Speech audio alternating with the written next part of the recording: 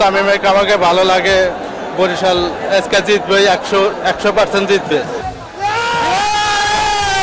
100% জিতবে। আমরা অবশ্যই প্রথম কোয়ালিফায়ার হয়ে আমরা খেলবো, আমরা দ্বিতীয় কোয়ালিফায়ার খেলবো না, আমরা প্রথম ম্যাচ খেলে ডাইরেক্ট ফাইনালে যাবো ইনশাল্লাহ। আমরা নিশ্চিত করবো ফাইনাল প্রথম ম্যাচে। অদ্ভুত, আমি সুদূর অস্ট্রেলিয়া থেকে আসছি, পার্থ থেকে আসছি। আমি অনেক আশা ছিল যে এই খেলাটা দেখব, তো অনেক কষ্টে সুযোগ হয়েছে।